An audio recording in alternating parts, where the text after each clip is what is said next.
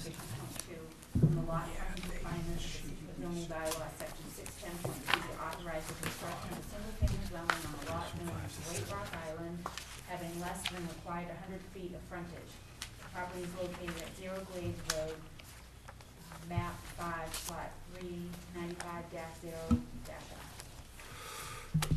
Okay, and we have a letter from Attorney Orenberger. We do have one for the record, correct? Okay.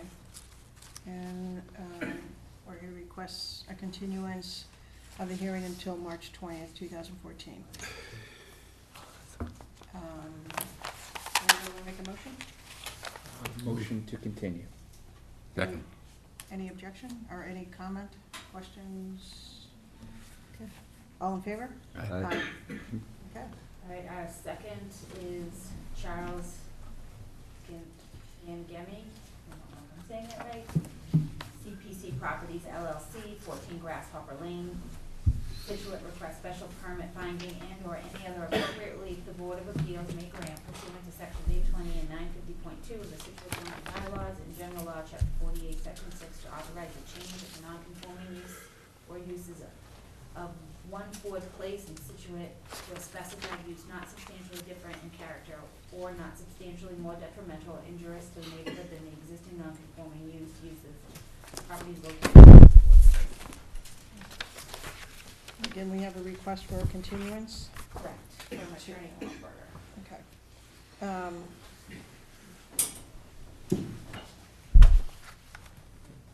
Anyone want to make a motion? Move to continue. Second. All in favor? Aye. Okay. Alrighty, next.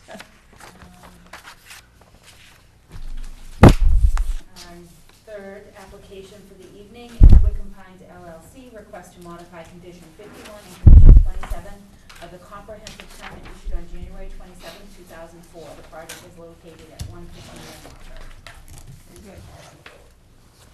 So, you just to please identify yourself for the record. Good evening, my name's Jack Livingston, I'm the developer of Wickham Pines. I'm here with my business partner, Steve Callahan. And, what are you looking to have done here? Well, our extension of our special permit runs out the 28th of this month. So we're looking to further extend it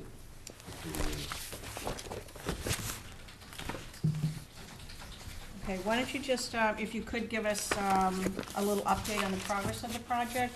And for people who are not familiar with it, just a little explanation of what it is and how far you've gotten so far? Sure, it was approved initially under Chapter 40B. It's a 40-unit condominium complex, townhouse condominium complex. At this time, we have, Oh, I'm sorry, can I interrupt you? Could you just maybe get that to the side a little bit, so if anybody in the audience wants to sure. see, I don't know, can you see that at all on the TV? Okay, So, and I'll just Want you remind guys to people. see yeah, Right. there we go.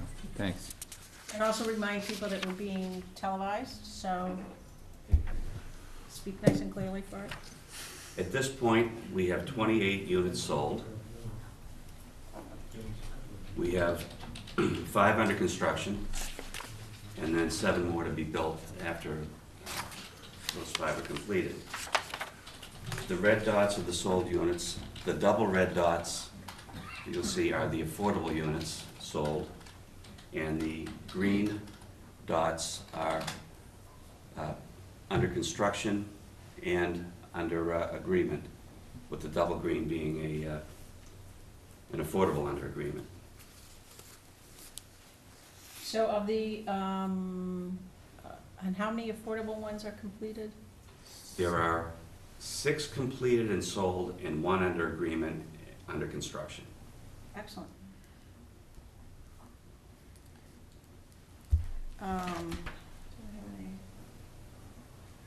Okay. Neil, did you have any comments just on the extension? Oh, no, none of that. But, it seems to be going along nicely. Okay. Why don't we take my suggestion would be we take the extension up first, and then we'll talk about the conditions. So, does anybody have a motion regarding the extension? Because you're looking to extend it 3 years to February 28th, 2017, correct? Yes, thank you. Yes. Okay. Any questions or comments? Do you think that's gonna be enough time? Who knows? We had a 5-year dry spell, so to speak, starting in late '07, but things have picked up substantially, and we're finding it's going pretty well right now. Now, just kind of built and sold now is about 60%? Well, So- 28 out of Yeah, 40. 28. Okay. Yeah, so more than that. More like closer to 75. Like I say, the red dots are all sold and occupied. That's excellent. The green are under agreement. These 3 and those 2 are under construction. These 7, we haven't done anything with yet. Those are next. And when you say next, is the beginning of construction on those contingent upon additional agreements, or are you just planning to steam ahead? We prefer to have them under agreement before we build them, but we also like to have 1 or 2 in inventory. So we Okay. don't want to get too far ahead on, right now we have, what do we have? 3 in inventory. And it looks like, you have to excuse me, I wasn't previously familiar with the project, but it looks like all the units are rather similar, at least from the plan here. They're all similar. The main difference is that we have an A, a B, and a C unit. The main difference is in the kitchen eating area configuration. They're all about 2,500 square feet. 2-bedroom.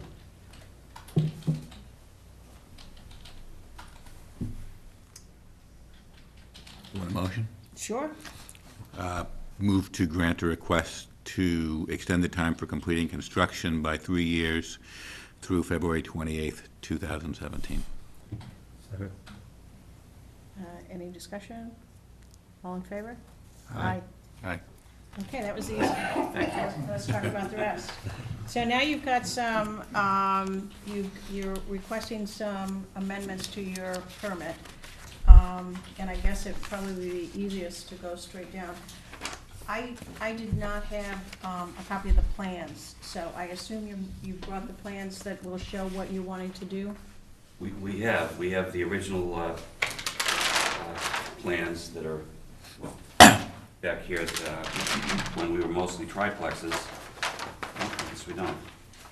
We brought that with us, though. This is the plan as presently approved, with more duplexes and triplexes. And I'm assuming we're gonna talk about the Let's go right to the 27, eliminating the construction of sidewalks. sidewalks, okay. Having been up there clearing snow for 10 years now, I can tell you one of the big problems we have is where to put it, with the driveways located the way they are. So generally, the yellow line shows the sidewalk. The area between the units is the only place we have to put snow. What happens is the snow gets piled up quite deep between the driveways. I should mention that the sidewalk was the last thing requested on the plan when we went for our original approval. So it was just drawn in here between these driveways. So it's a small piece of sidewalk, big piece of driveway, and so on as you go down the street. We brought some pictures of what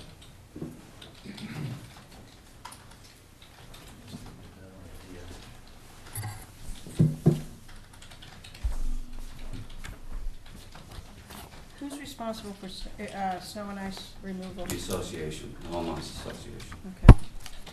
Do they hire a subcontractor to do that? Yes, we did it in-house until this year. And now it's subbed out. Is there any place to cart the snow to?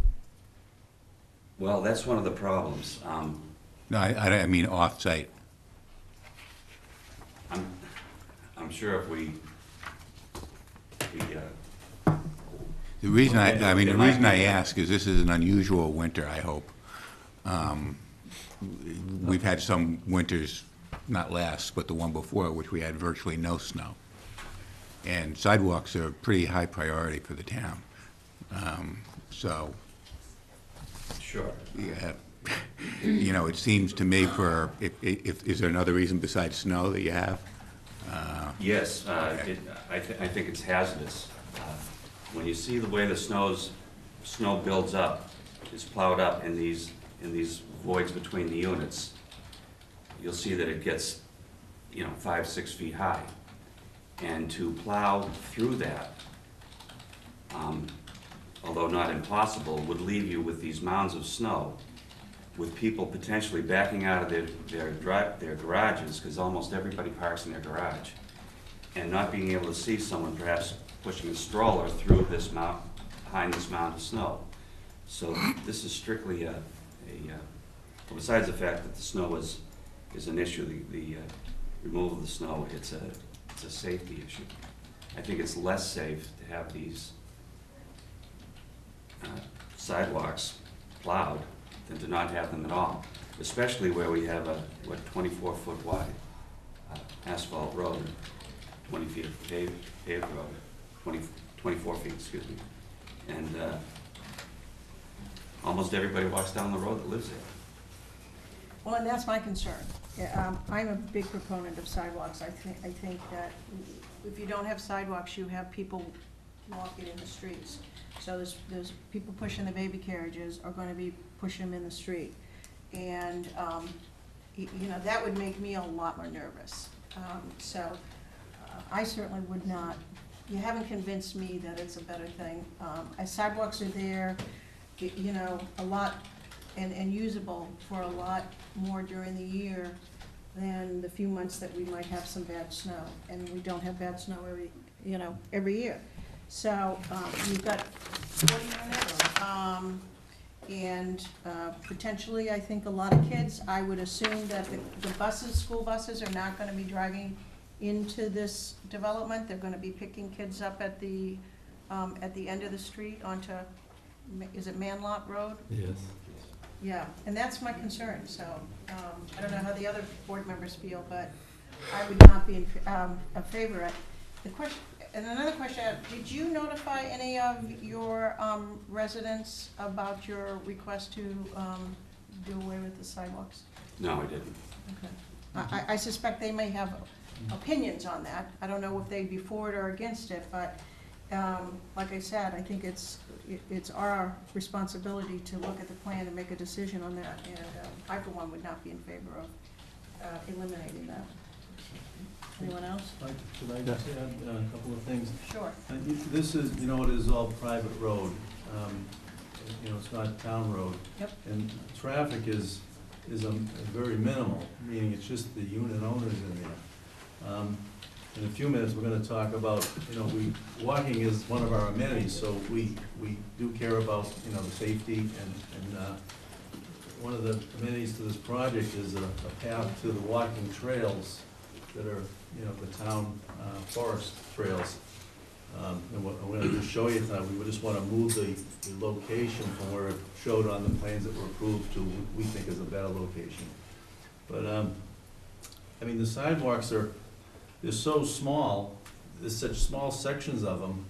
The snow is only one argument, but I don't think, we didn't talk to the individual unit owners, but my guess would be, it's gonna be a hardship to them to maintain them and plow them every year. And we're dealing with a hard year right now. We're already over our snow budget. To them, we looked at it as a benefit that they wouldn't have to continue to plow them every year and maintain them. And we don't think they would get used because they just walk the street, there's no traffic, and it's a 26-foot road. But I think there's a significant difference in somebody who makes an independent choice to not plow their sidewalk and walk in the street than walking in the street because they have no other option. That's where I'm at. Anyone else? Frank? Just on the original design, was it going to be a grass pathway, then the sidewalk, 3 feet or 4 feet wide? It was a 4-foot, a grass strip and a 4-foot walk. I believe it's a 2-foot grass strip, a 4-foot walk. So another 6 feet Right, of, kind of into the yard. right, and the average driveway, I think, is about 30 feet deep. Height. You know, we've planted, and you may see them in the pictures there, we have some nice trees right there, kind of right along the road.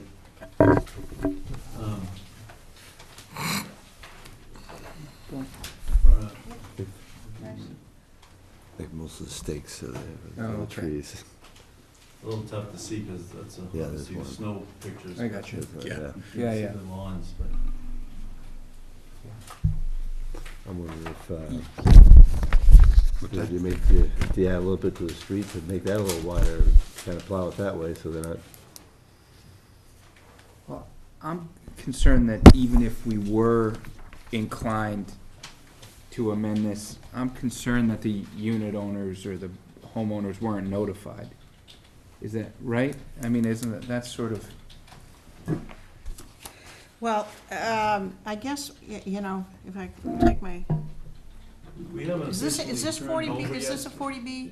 This is a Yes, 40B. 40B, yeah, but we haven't, Confused at that other one, down in Marshfield. the Oh, association's all set up, it hasn't. Don't worry, you'll get plenty We more to still be manage confused over. the- I understand that in terms of the obligation standpoint, but in terms of the fact that the unit owners are abutters. Right, yeah, I don't think there's a legal requirement. Really? yeah, they sound like I'd say they're I in feel flux the- I feel now. the No, no, same that's- way. Please. The only time I'm required to notify them is if the board decides it's a substantial change. Right. yeah. And then they have to Okay. do a formal Yeah. filing, Yeah, and yeah, then but they're they notified. don't want to go But that it route, doesn't but. stop them from Right, right. notifying the neighbors. I think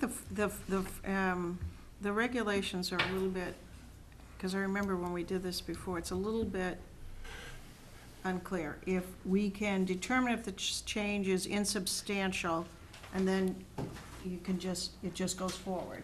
Right. If we consider it substantial, then we have to, there's another step you have to do, and there has to be notice of the hearing. There is that middle ground, which I talked to Jay Tellerman about one time, where we decide we don't want to do it, and then what happens, you know? So, I mean, we haven't voted on it yet, so I guess, Well, yeah, and just to, you have to make the decision within 20 days or Yeah, so we- I constructive mean, we have to do approval. it So it has to be done soon, and, yeah, well, I think, he said there's a middle one, huh? I think it's either not substantial or substantial. Substantial means, you know, they have to hold a public hearing, and then you're gonna say no. yeah, So that seems like a waste, right. but. So, I don't know. Any other comments on the board? Maybe we should hear the other. Anybody out there? And Is also, that what you mean? if the path has anything to do with the sidewalks or the relocation of that. If you'd like, Yeah, why don't we just go to the next one, then we Yeah. can kind of decide on. So the next one is oh no, let's go in order, if we go to the bocce court. Plan bocce- page 9. although we have a detail of the bocce court, there was never any location of the bocce court on any of the plans. And once again, having been working here for a number of years, I've determined that the only place that really makes sense for bocce court is at our front entrance. And I just think that would be a tremendous disservice to the neighborhood. Because, you know, we can't really put it on the septic system, we have detention basins, there's just really no good place to put it. What couldn't you put it on the septic? Well, it's dug into the ground, and I'm sure that would open up many Board of Health issues that we have to get. I don't think they go far, because we almost built one, maybe we built it on the cheap, you know, we were gonna build it on the cheap. So I don't know how far you have to put a base of sand, isn't that it? Yeah, it's usually into the ground a couple of feet. Yeah. And also, many of the people that live here run their dogs on the septic system, and there are a number of round covers at the either end of the pressure dousing system that are in the way. They're flush at this point, but they certainly wouldn't allow for bocce court. In your marketing plan, does it talk about a bocce court to be built? Never. As a matter of fact, the few times I brought it up with potential buyers, they Not a don't. big deal. No, they don't seem to want it. Comments on that? Substantial, insubstantial? I would say insubstantial. I would agree. Insubstantial? Yeah. Right? I think it's insubstantial. I agree it's insubstantial. I would not have a problem with eliminating it. I don't know. Anybody want to make a motion on that? Do you want to hear everything at once and then go back, or we want to? Oh, no, yeah, well, let's go back, let's continue Yeah. on. So now we got the walking trail. The original walking trail, you can see parts of it, basically went. The one in- Yeah, We talked about it on being page 5. on this plan, which shows you the overall neighborhood, Okay. it was here, and it picked up a trail in the town forest that went in this direction. In the last couple of years, the Eagle Scouts have extended the town forest trail down into, like, without getting ahead of myself, 11 plus acres here. I originally donated or put in a conservation trust, and each one of the 40-unit buyers owns an undivided 40th of that. So that's forever natural. That took an act of the state legislature. So that's never, ever gonna be built on. It connects up with 2 other parcels owned by the Conservation Commission. The Eagle Scouts connected the town forest trails through here into the 2 conservation parcels, which extended the trail that went, basically ended in here, all the way, you know, down and through. So now that there's going to be a unit right where the old trail was, it doesn't make any sense to keep it there when we can put it off the end of the hammerhead and get right in to the town forest. Once again, this is just a stone dust path. It's, but there are people, the people that buy here do like walking through the town forest. So that new path would connect to a path in the forest? It would connect to all of them, yeah. And it just makes sense not to have it between houses, not that this is no longer accurate, but,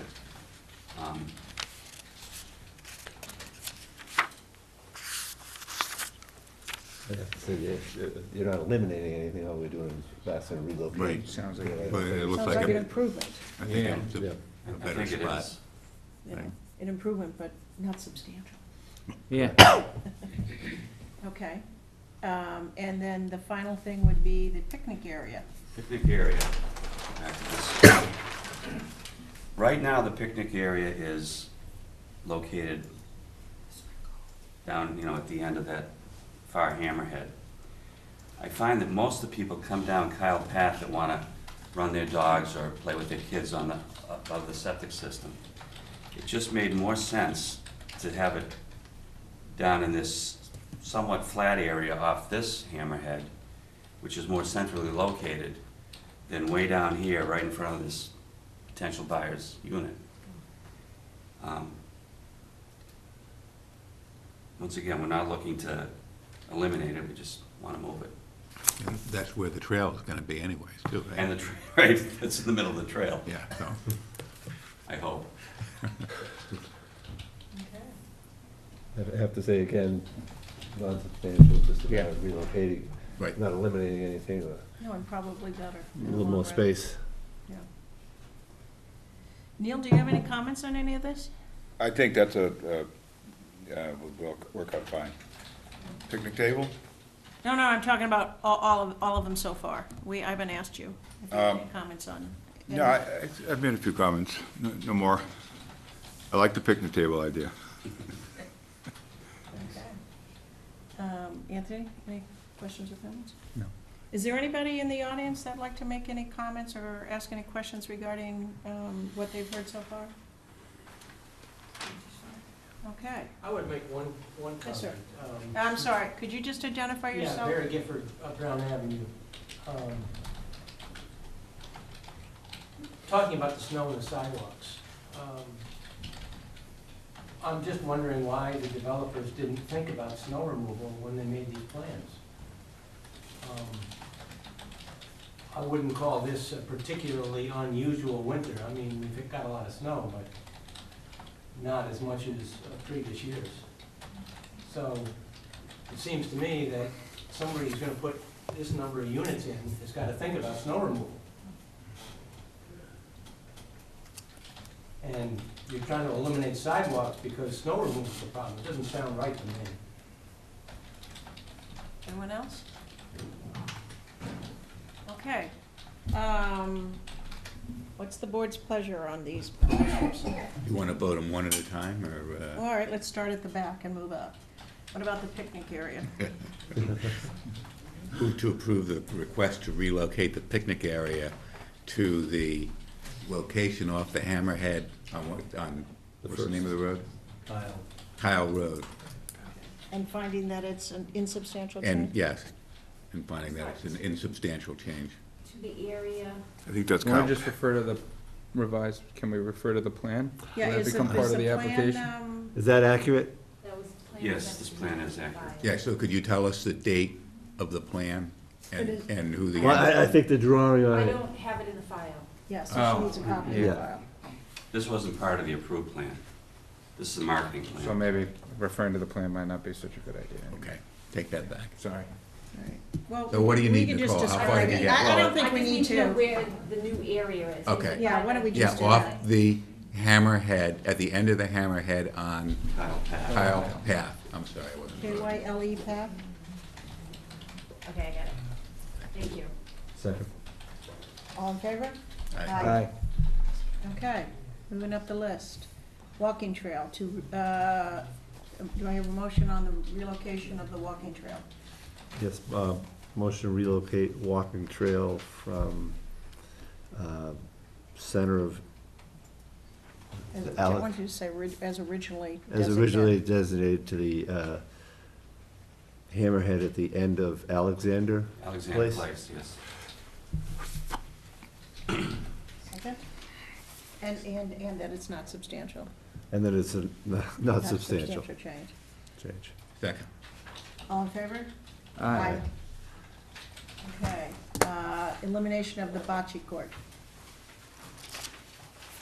Move to eliminate the bocce court that was noted on the approved plan, and to find that it is not a substantial change. Okay, Second. all in favor? Aye. Aye. Okay. That leaves us with the That leaves sidewalks. that with me, since I'm the last one. I'm gonna move that, that we find the, elimination of the sidewalks is a substantial change. And if the applicant, wishes to go forward, that, I think that we need to, give notice and, schedule a hearing on it. Or the applicant can withdraw the request for that change. Obviously, you always have that option. That's not part of my motion. Okay. Thank you. I would second that. All in favor? Well, do, just, Oh, you have a question? yeah, just Yeah, a okay. discussion, if there's, Okay. another way that you think you can get a sidewalk or a different type of sidewalk that might help you with the snow removal and/or give room for people to walk on there, outside the road. They say it's a 24-foot road, but, you know, it's second, whether you kind of make the sidewalk part of the road and designate it a different manner, to separate it and have that access, or, but I, But, I don't know. I'm just asking the question. Well, I'm thinking more, would it be, we have a little bit of time. What if we told the homeowners, I'm not sure this is the issue with you, but Right. if they did not want it, because I actually think they would prefer not to have it. They'd rather have grass, their front yard, And I think they would agree that there are plenty of walking space and trail. Not sure that is your issue, but if we did that and got them to come in and vote, would that be enough? That's a good question, because I don't think for me it is. For me, it's Frankly. not either, and we actually had the same request very recently on Walden Woods. And it was the abutting homeowners that wanted it eliminated because it was gonna take a portion of their land, and we said no. So, yeah, it wouldn't make the difference for me, you know. Can I make a request? Sure. I would invite the board to take a drive down Alexander Place and see, while there's still snow there, you know, it might give you, see what we're talking about, it might give you a better idea of what we're trying to achieve than the pictures. I think I really, Mr. Livingston, have a real appreciation for the situation. I live on Sherman Drive, which is off Scituate Trail, and there are no sidewalks. And there are people walking their dogs in the street, and the snow is piled up. So I really feel like I understand that. And I feel that when I drive down that street, because I'm all the way at the end, and, you know, the road is a little bit slippery, I'm nervous as heck that somebody walking their dog, I'm gonna slide into, because they're on the road. And I just really see it as a safety issue that I'm not inclined to ignore at this point. I think everybody, sidewalks or no sidewalks, when the snow gets to a certain level, has to think about the safety obligation that you're talking about. And I don't think we could go around for every project in the future and say, oh, well, we're not gonna put sidewalks in here because we'd rather put the snow there. And so we end up with no sidewalks. I think that there are other ways, as I suggested earlier, that when the snow gets to a certain level, property owners just have to find a way to deal with finding a place to put it. And I know that's not the most optimal situation for you, but, you know, I think the policy toward sidewalks is a very strong one in the town, and you just haven't persuaded me that that's reason enough to get rid of them. Once again, I want to emphasize the fact that I think it's dangerous. Not just because there's a problem getting rid of the snow, but because when you plow through the areas where the snow is piled up, people are going to be hidden behind the piles.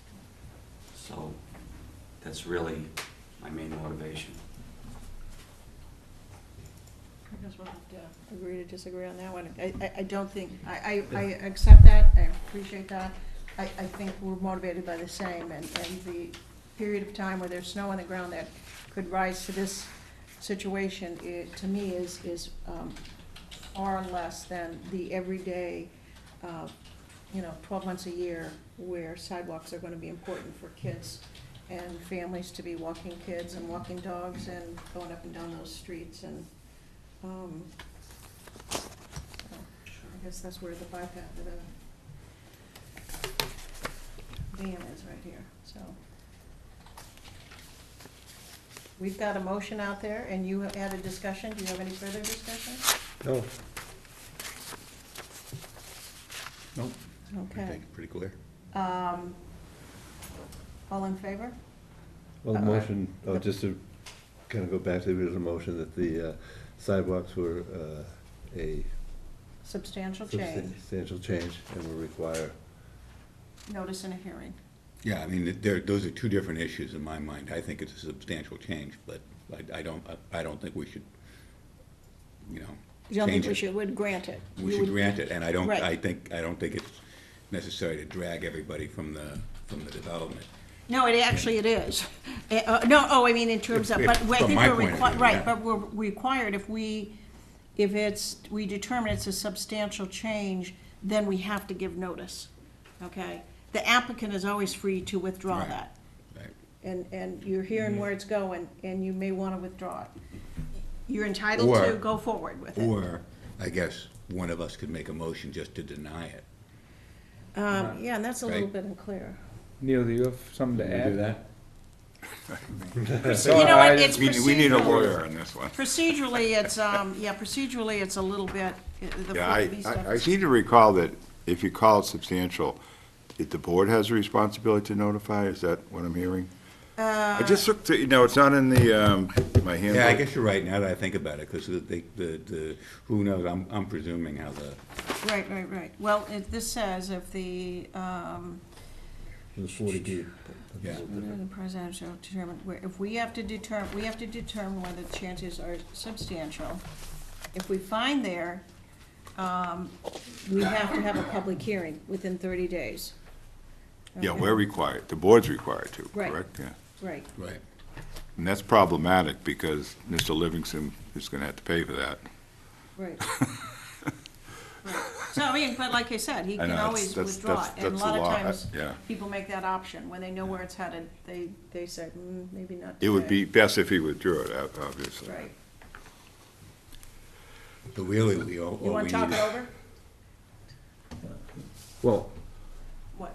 don't we have to vote on whether it's substantial or First, or right. not? Right. Right? That's right. And then he And can, then we have to he wait. can withdraw at any time before we're required to Right. hold the hearing. Right, well, the problem with it is, and I talked to council on it the last time we had this issue, it's a little bit unclear what we're supposed to do if we find it insubstantial and we still wanna say no. We can do that. But it doesn't Yeah. sound like we have that I issue think we all here, agree right? it's substantial. I think it's a substantial change if it's going to be made, Yeah. and it would require a hearing. We're prepared to withdraw it. Okay, well, that makes it easy, thank you. Yeah. Appreciate your concern, and it looks like a great project. So, Nicole, is that all we need to do? We won't vote on that? Yep, no, we're done. And congratulations on getting so far. And Oh, congratulations on the success of I selling do need it in zoning. writing from them, that they're wanting Yeah, to I'll draw, get so you you that. give me a letter. Okay.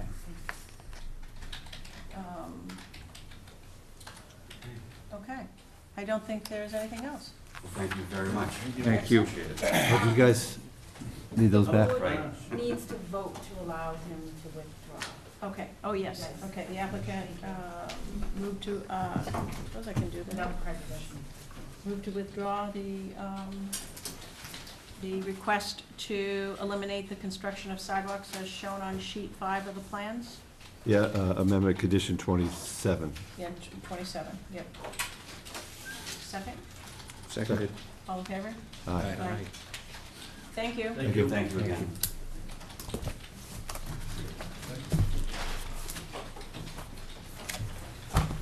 Yeah, I think that was substantial. I didn't mean to Before put we you on even the get to spot that there. point. No, sorry, Yeah. I know, if I don't know something, I'm happy to tell you. The reg on this is a little, Right. it's not clear. Okay, all right, the next application.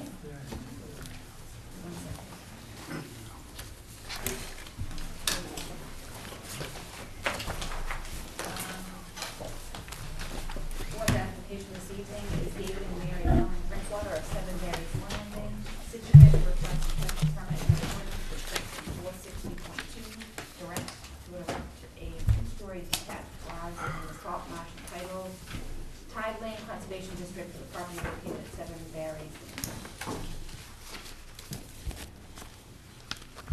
Hello, Good evening. good evening, Ms. Morse. Identify yourself as representing the applicant there?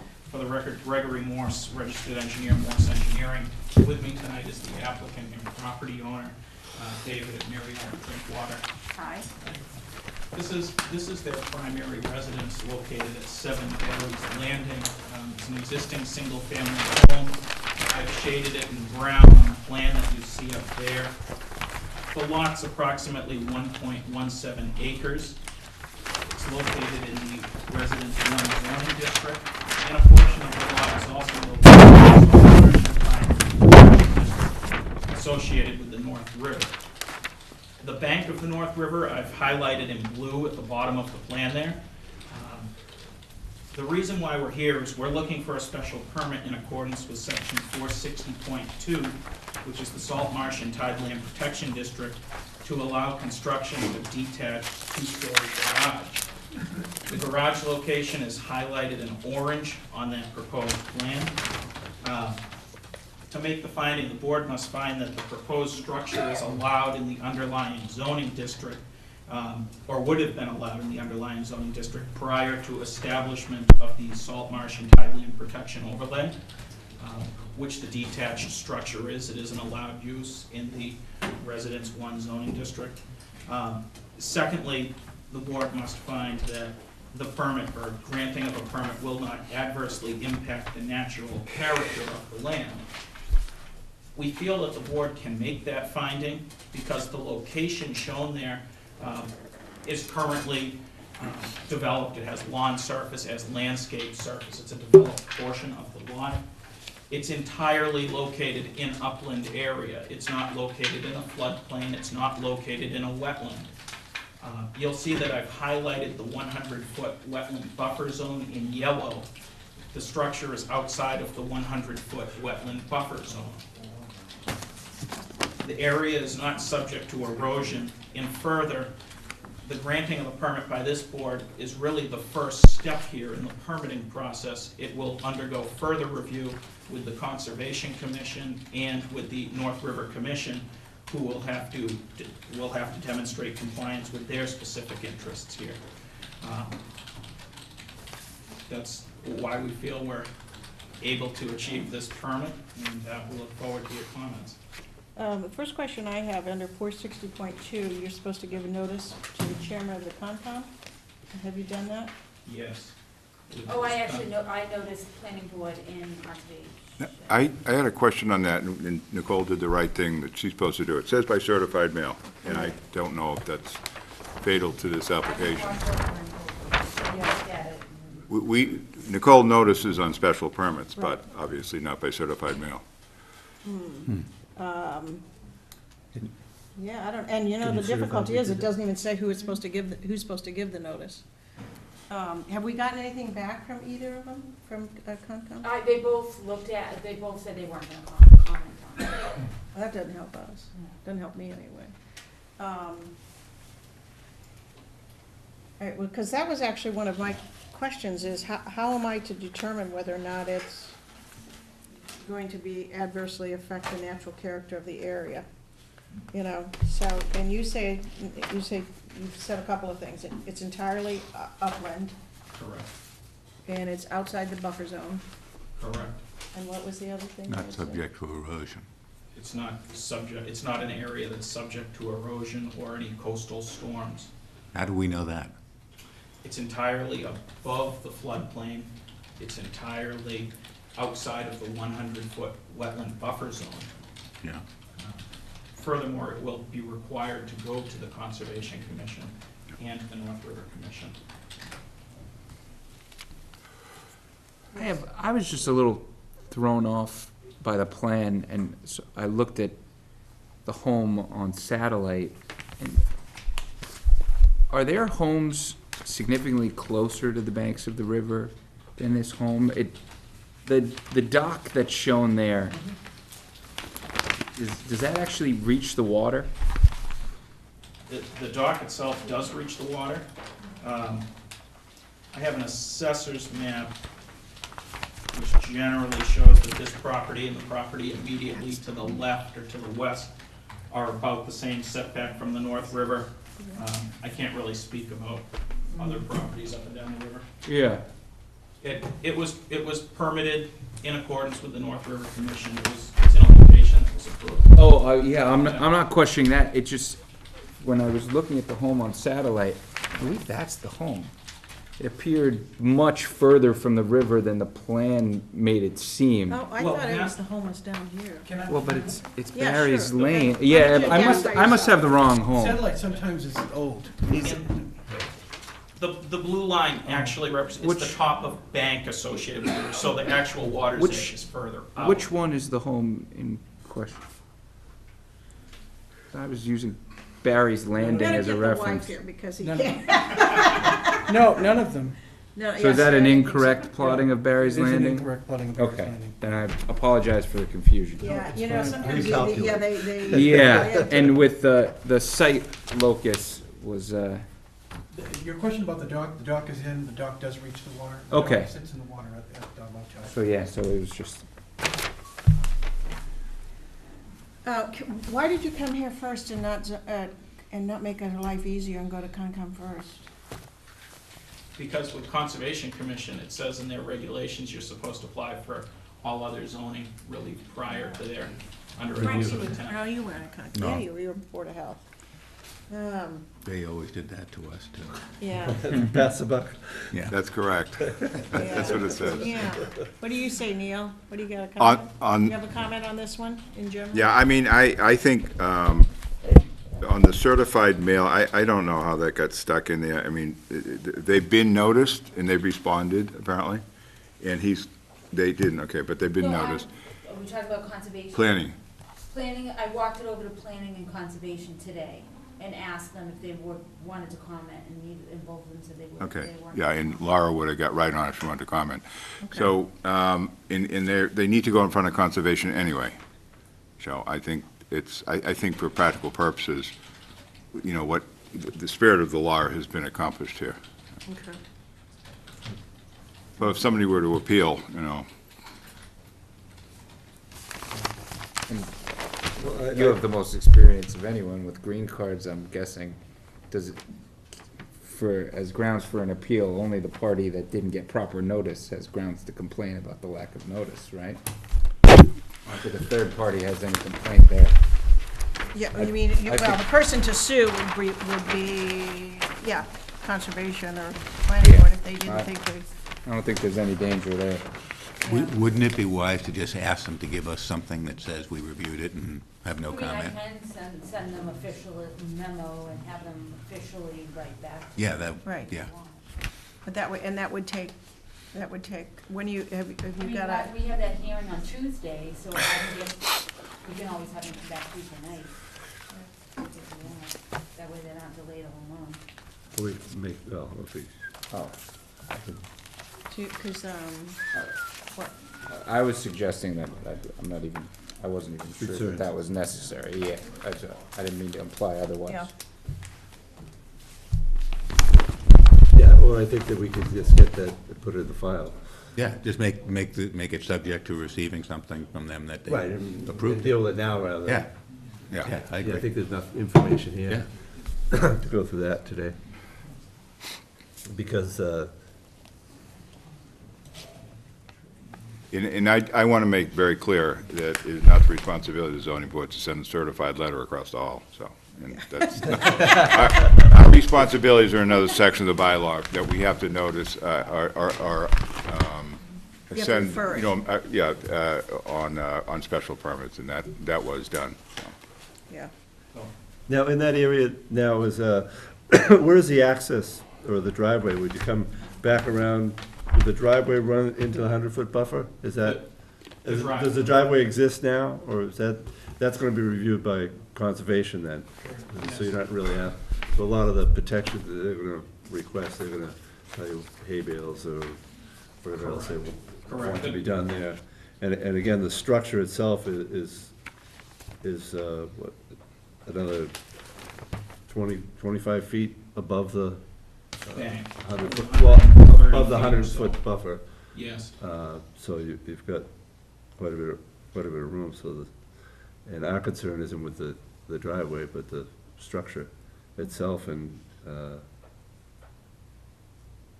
don't know if I have any questions. I don't. Is it procedurally, it's okay to the certifieds versus walking across the hall? I mean, if there was an issue there, it You know? sounds like if you have a meeting on Tuesday, we could certainly, if you'd entertain it, continue to that time. Yeah, I think that I would feel, because we're gonna either get something from Comcom that says, we need time to look at it. You know, we didn't have enough time, that's why we didn't comment it, on it. Or the planning board? Well, actually, both, really.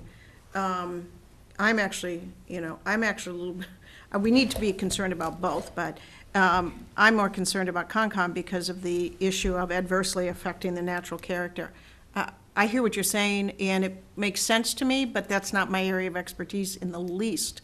And so they may know or see something that I just don't, I just personally have no idea about. So I would feel better if we had something from them that, you know. Wouldn't they address that, though, in Yeah, in in- their own hearing? They might, but we have to make that decision. We shall not be, we can't grant the permit if it is going to adversely affect the natural character of the area. And so, Yeah, but I'm not sure that that extends to Yeah, well, I don't think we're being asked to the make that conservation decision. issues. for them. To me, it's, oh, you're gonna, bulldoze all the trees, or.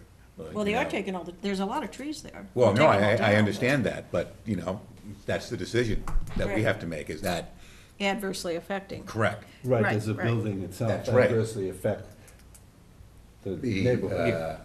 natural character of the area. Yeah. So they, So as opposed to a conservation question, I'm looking at trees, or, whether they're gonna blow out a ledge or something like that, No, I mean, adversely affect, there are other buildings in the area. Right. That are allowed, whether it's garages, homes, and, Yeah. either farther away or closer to the river. So, I still think we could address the response from planning and conservation just as part of our decision. I Base our decision based on receiving that input from. well, what happens if we get bad input and then we say, ooh, maybe we should have done this? That's the problem. I'm not sure even bad input, It's going to affect our decision. yeah, because Well, it they, might. How do you if they're know? not, the two parties that need to be notified have their own bite at the apple. No, Right? not. No, true. they don't, not the No. planning board. So, yeah, my view of it would be. Planning board has no jurisdiction, and that's why. Well, no, but they have to give, they have to be given The notice. certified notice, I agree. Yeah. That could be done For comment. tomorrow. And Presumably. Yeah. and then, I think Pat's going to be here, actually, on Tuesday evening. Pat Galvin, the conservation agent. Oh, okay. And Laura is very good about writing memos. She'll write one right away. And then, I think, I agree with Greg that, the law says, or the regulations say that applicants to conservation are supposed to get all the other permits. They don't strictly enforce that in my, recollection, but he's technically correct. And I think whether you say subject to conservation approval or not, it's going to be subject to conservation Right. approval. Yeah, I don't even think we're concerned about the Yeah. approval, but just subject to. Yeah, they can't do this receive. without going to conservation. Yeah. Well, I think if you guys are willing to come back, I think it's just as easy to get the notice and get something in writing from them. Do I have to, like, really send a certified letter? No. to No, people no. across the hall? No. I don't think it would get to them. It would by not. Tuesday. I think, It I could mean, be I by could hand. hand walk it and we could Yeah. chase down the green Yes. card at a later date. But if we get something in writing back from them, the purpose of the certified letter is that they have notice. So they've sent us something back that proves both that they have notice and that they have no input. So I have to Would that be done in send, I email have to form? send Yeah. a certified letter. No, I'd say we don't, you Yeah, don't have to. Email I just wanna form make too. sure. But if So you could just I'll ask So I'll them- just send a regular memo, have them respond. Right, Either like way. like you usually do, right? And Just when saying they- that they received it. If they just write no comment, then they write no comment, and then we can resolve it on Tuesday. I just want to get this straight. You're going to try to get a memo from them, and Greg is going to send the certified letter. Oh, he Correct. will go ahead and do that? No. We, I don't think. that's not in our budget. Mr. Hayes has a comment. Are we required? Well, just through you, sir, just a suggestion, to send, by all means, send them a certified letter tomorrow and regular mail. I don't think it's required that you, that's giving notice. Whether they get it or not is not really the issue. It's sending the notice. Whoever wrote this needs to, I mean, you're right, because it doesn't I say. want to know who wrote this bylaw. Is that a typo? Having a signed green card for Yeah. this purpose, in my opinion, is not. Yeah, You that's, won't get that green card back for months, you know that. it was probably somebody in conservation because they do the green cards and the applicant sends out the certified green cards. And that's probably where this came Why from. don't we do this? Why don't you send out the certified to planning and conservation? Nicole will get something signed off by them that they've got notice, and hopefully they have no comment. And we will wrap it up on Tuesday, hopefully for you. Does anybody on the board have any further questions, concerns, desires that they provide you information? Nope. No, but as I say, once that's resolved, I think the other questions are answered. All right. Does anybody in the audience have any questions or comments? Sir? Sure, my name is Ed Oakes, and I'm the abutter to the east. Okay. And it's unclear to me as to where the location of this building is gonna be. You folks own the yellow house, is it? We own the property that is next door to him. The green house or green? You're thinking of one maybe on the other side of it. Here's the lighter color from the other side of their property. We're to the Right. green. I guess I don't know where the middle is going. And also, how does the yellow line correlate to the blizzard of '78? The high tide there, the 15-foot tide?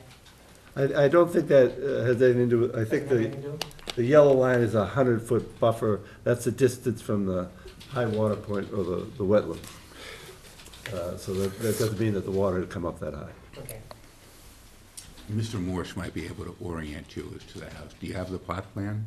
Yep, I have a copy of the assessor's map that might show That's- you. Yeah.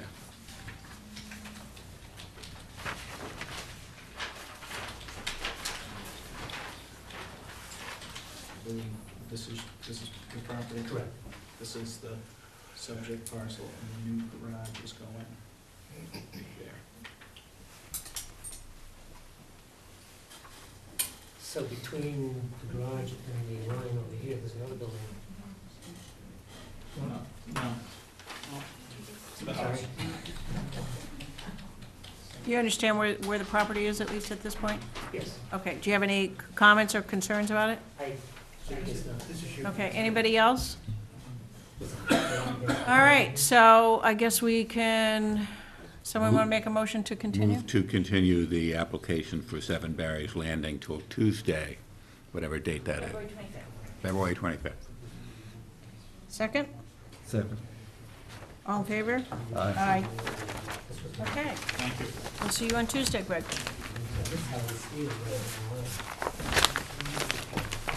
Greg, that's not in a floodplain, is it? No, Yeah, we check it in, floodplain's in orange, so yeah. purple. So that one.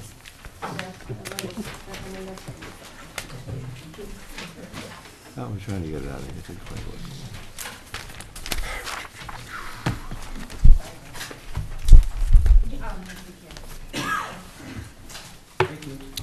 Okay. I lost my list. Okay, the next two are continued, and then, They have to. 55 Collier Road. This application this evening is 103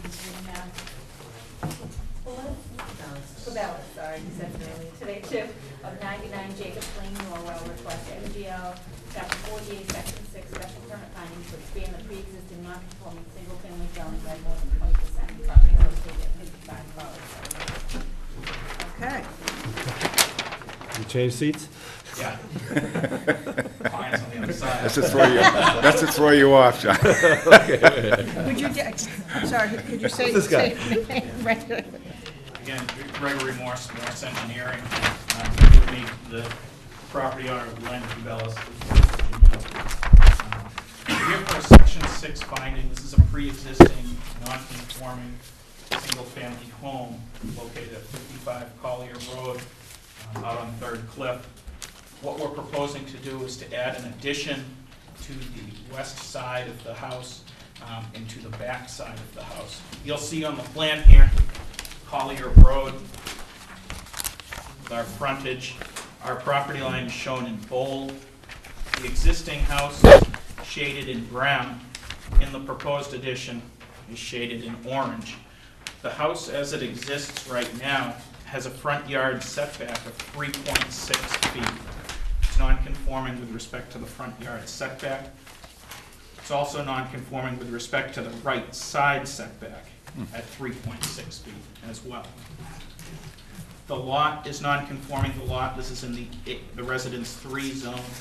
The lot is 7,500 square feet. The proposed addition, we've stepped back from the face of the house so that it complies with a 5-foot property line setback along the front. And on the left side, we've proposed it at 15.2 feet off of the left side lot line on the plan here. So it complies with the 15-foot setback, but not the 30-foot front yard setback. We don't feel that this here is substantially more detrimental to the neighborhood. The resulting addition here, this results in a house that's approximately 2,700 square feet. It's a total of approximately 51% floor area increase over what's there right now. Okay. You know what, I noticed you didn't put the dimensions of the addition on your plan. Did I miss that?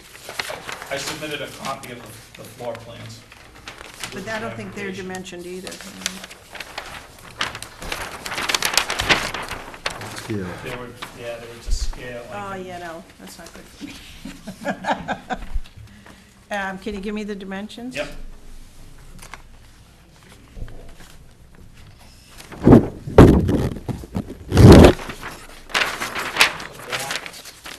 We're looking at 38 feet.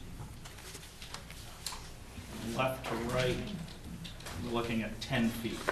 What about right to left? Just kidding, just seeing if you were paying attention. Okay, and that's a 2-story or 3-story addition? 2-story. The basement level is a walkout along the back. You're saying the width is 10 feet around back, or is that? 10 feet across the front. It's 38 feet deep. Oh, and how about the back addition? The back there, Yeah.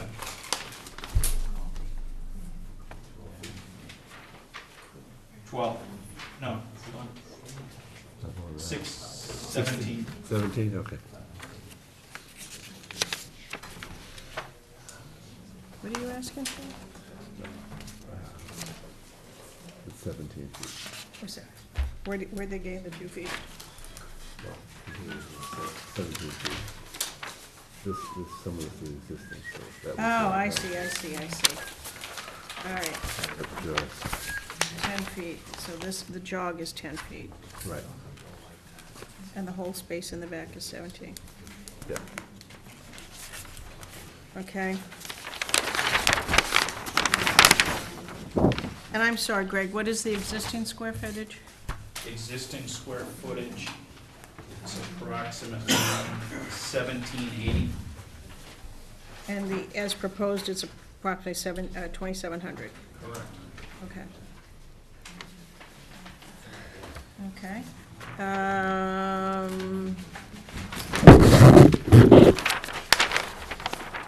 Resident Jolie, have any questions? Comments? No, I guess the proposed deck, that's not gonna be enclosed, no roof over that, it's gonna be open?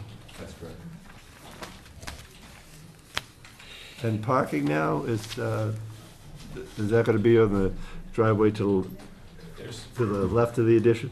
There's a driveway to the left as well as there's a driveway to the right, and that's a drive-in garage, an existing garage on the right Okay, of the yeah, house. there's definitely a picture. Is that a 2-car garage? Single. It's a tandem. You get 2 cars in there. So it is two, yeah, so 2 cars with a depth. Frank? Pulling out my Gale, You what? pulling out my Gale case Oh, bring again. out your Gale. There you go. Anthony? No, I'm good. Neil? I'm just, on the proposed setbacks, 3'6"? Is that the patio, or what is that?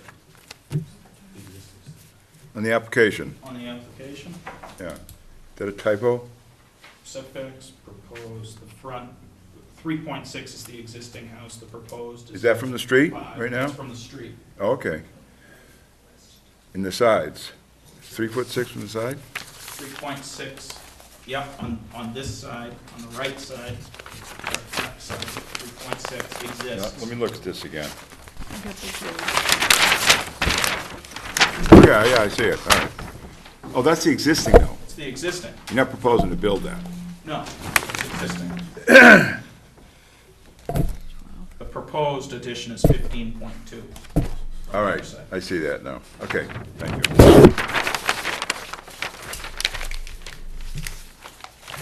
Okay.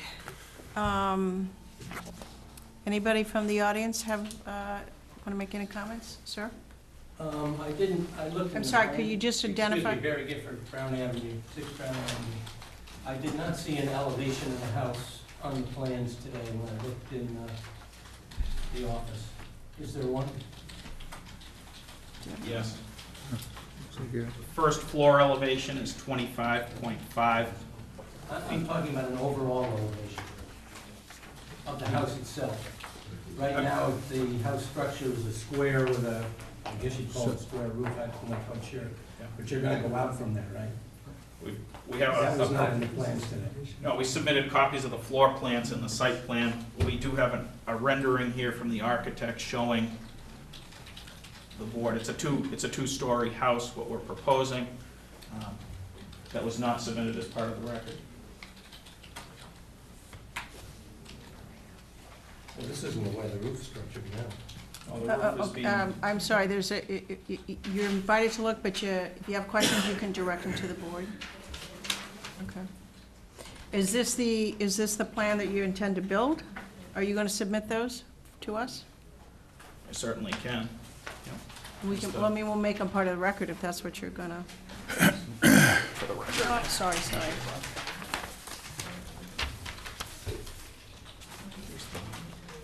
And that's the front.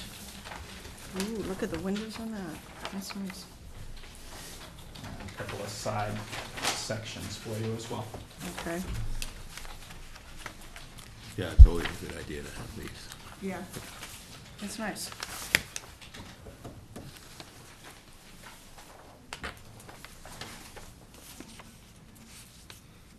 Okay, that's the existing. Yeah. Okay. Okay. Would you like to take a look at these? Yes, I would. Sure. Pass them over to you. Does that mean, I guess the question I would have is, does that mean the existing roof line is gonna change? Of the existing roof? The existing roof will change? Yes. Okay. Alrighty. Anybody else? Yes, Hi, Adrian Gallagher, 54 Collier, and my mother's next door to these folks at 57. The concrete pad, we have significant issues up there with parking, as everybody's aware. And so the concrete pad is going to stay where it is, and you're going to build out to the south side and come from the main portion of the house, not the portion with the bathroom and the glassed-in, sunroom, thank you. So from there to the south, you're going to come out, is it 12 feet or 15 feet? Do you want to look at the plan? Yeah. Sure. We're not proposing to change the parking that exists at the site today. We're keeping So the that would stay, spaces. so you'd have that space as, okay, The dark orange is the addition, this addition here, okay, if that's orange, is that? and it'd be 15 feet. all right. We are a little concerned, obviously, coming a little closer, the Brant Rock Fire 41 is, still steep in our memories here, for my mother-in-law. Right, We what- want to show that we've got, Well, they're gonna Right. comply with the side yard setback, so Okay. as of right, they could do, I mean, they actually could go over a little bit farther, yeah. I think we share your concern when we see projects that come for us that are so close to the lot line, but this is, this is the lot line that is set by the town, so they're No. good, and, that's all good. so.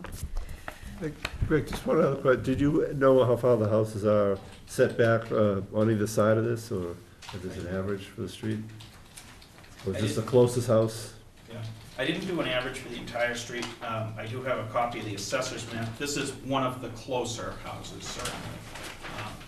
So I'm not sure it could get any closer. You can't get into them. But, yeah, if you go 2 doors to the right, there's a house that's of similar closeness. But the houses immediately to the left and right of this property are set back a little further. A copy of the assessor's map.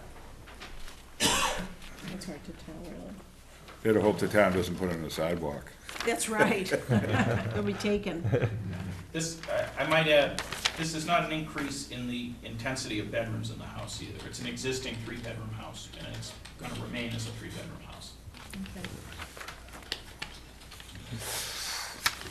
All right. Anything else for any of the board? Do we have a motion? Excuse me. Yes, sir. Oops, I'm sorry. My name is Walter Sullivan, and my wife and I live across the street from this property. As you may know, I've been spending more time at the Mass General over the past 6 months than I have. Did not know that, sir. I have been, and we came up here yesterday to take a look at the plans that are on file. We saw that there was a sort of a colored floor plan to the 3 stories. And it indicated that there were certain things going to be done, but it did not show or confirm that the garage was going to be continued to be used for that purpose. It also indicated that the basement was going to be reconstructed so that there would be not only some garage activity, but there would also be some office and some kind of living space. But we didn't have access to that plan because there's a requirement that something like that not be given to the general public to review. I suggest that these folks, all of whom live in close proximity, maybe women and mother and so forth, it would be fairer if we had access to those documents to look at over the next few days. And then to come back here, and you indicated, I believe, there's going to be another hearing here next week. And then that might very well give us an opportunity to be more familiar with what's happening and to be satisfied that the parking is not going to get any more congested. The Mastrandellos are very fine people. We knew them for a long time, played golf with them, had a few drinks with them after golf. We were sorry to see them leave. But they had a long car that did not fit into the garage. This is the first time I heard that that's a 2-car garage on the left-hand side. But the cars that were sticking out actually into the road. Same thing applies with that open space parking, which is closer to Adrian Gallagher's mother, who lives right next door. So I think it would be fairer if we had this additional time before you took your vote, just to satisfy ourselves, or maybe be able to make a phone call to Mr. Morse or whoever, or even the folks who bought the property, just to make sure that we're all on the same page. We also have some concerns about that fence that went up following 3.5-foot setback from the street, because there's not that much width there. And when I see what they've got in mind, I'm also concerned about how are these big trucks going to get in there? How are they going to be getting the cement in there?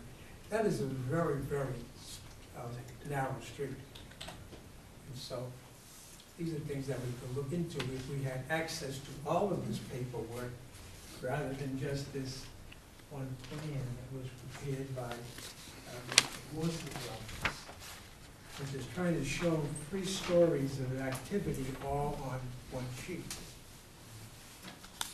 And I know Mr. Morse, and I know he's a very thoughtful person, but that's what I had in mind. Okay.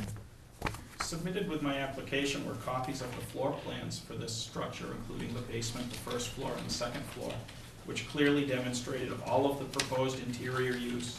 It labels the garage as a double deep garage. These were submitted a month ago when we submitted Right. this. Neil? The submission requirements of the Zoning Board of Appeals have, I believe, been the same for at least 20 years, as long as I've been here. And they don't include full-scale plans. I've always, I'd have to say, I don't think it's a bad idea. I agree with Mr. Sullivan, but it's just something that has not been required. And we've had many chairmen who make the point that, you know, we're here to look at, you know, the footprint, and that as long as it's built within the zoning requirements, 35 feet, that we don't need to see them. But maybe it's something we could talk about.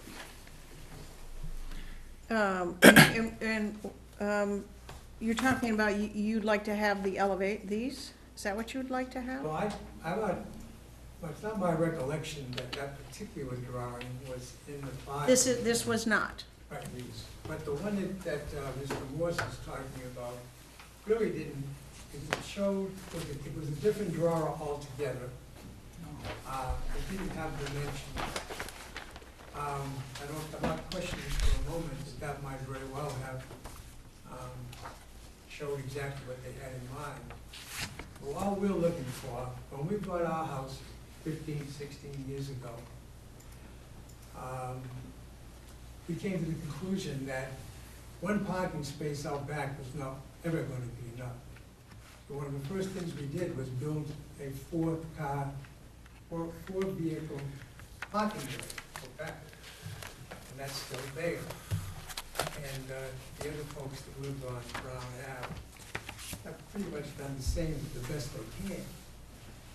But some of the work that has been done on Collier Road really does reach a point of no return. The houses that have been torn down within the past year and a half ended up with the parking all on the street. There's not enough room for all of these things happening. And I don't know whether or not there's going to be parking on the street when the person who purchased the house having parties and so forth. When the Mastrangello's family came here for the various Christmas or whatever, there were always 5, 6, or 7 cars. And I think someday it might make sense for the zoning board to be able to take a ride down to the third cliff.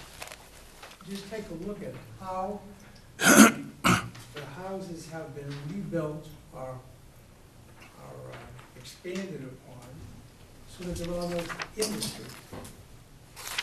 And if you do go down there and make the turn onto Moreland, it starts out with one house wanting to have stone walls. And then the next thing you know, the people on either side want the same thing. Well, it's very close to the street.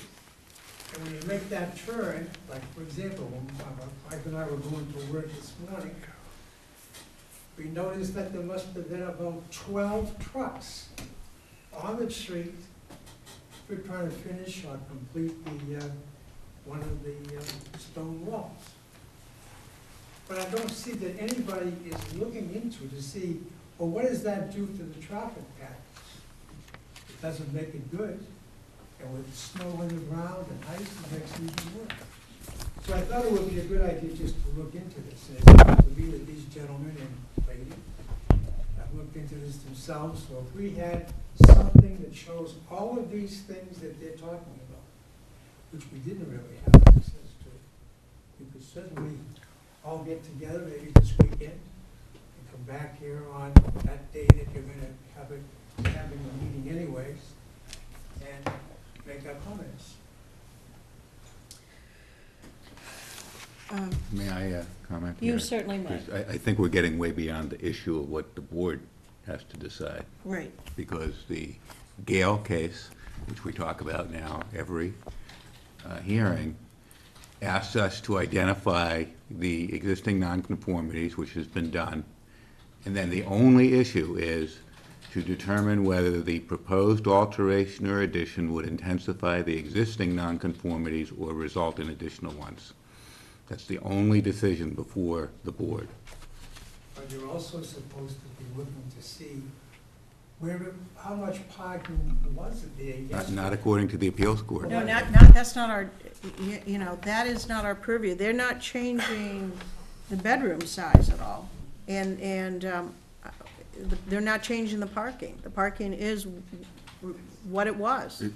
It's a two-car garage? Yeah, the bylaw, section seven Well, I sixty-six, was says gonna- single family is two spaces Two-car, required. if you have a two-car garage, you meet today's requirement. You actually would be grandfathered. You're not, it's still a single-family dwelling because this is a relatively new, previously, there was no requirement for single-family dwellings. So it'd be grandfathered number one, but in fact, they comply. But in fact, as discussed earlier, we were told that there's a two-car garage that existed, and also an open space parking right next to Sandy's mother. Those have been there right along. Right.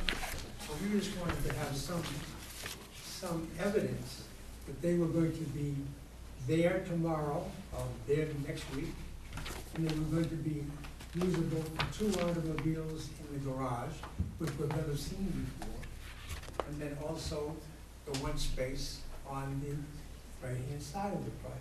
Well, and I think you can be assured of that because when they go to Mr. Duggan and ask for a building permit, if they ask to do something in the garage, then he's gonna be talking to somebody, I would assume, right? But the plans that we saw yesterday. But they're not gonna be, they're not touching that area, that's what we're saying. But the This- plans that we saw yesterday did not have any reference to. So, this plan is part of the file, and it does show the garage with the dimensions. What page is that? The pages are not numbered, but this is the floor plan. First floor. This is the first floor plan, and it shows an 11-foot 9-inch by 32-foot garage. Existing. Yeah, and these are the to-be-built plans as well. So this indicates that the garage will remain. Well, we don't have a copy of that. And so Oh, this one, yeah, this is. In the application. Yeah, That and is- so this is- this will be in the file. I apologize if it wasn't in the copy of the file that you looked at. I'm sure it will be the next Oh. time you look at it. You know what, Walter, if you take a look at underneath the word garage, they've got the dimensions there.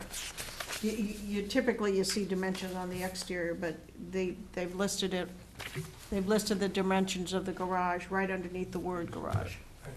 So we were leaving yesterday, we were told that we couldn't purchase copies of those plans. So we don't have those here. If I'm able to stop by tomorrow morning on my way to work and buy such a copy, then we'll all be able to get together at home over the weekend and come back here for the next meeting. Well, let me put it this way.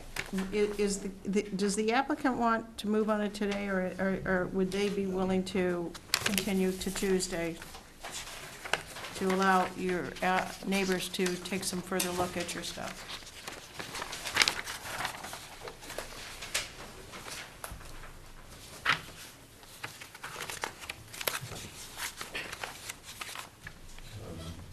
Yeah, if a decision could be made on Tuesday, we'd certainly be willing to wait until then. I just want to make sure that, That's very gracious of you. It is. well, more so that the topics that we're going to be discussing are consistent with what is the requirement of. Well, we know what we need to decide.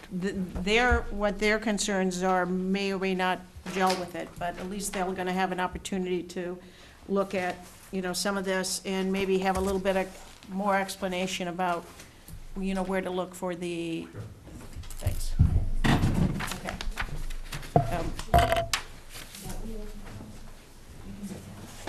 Is it,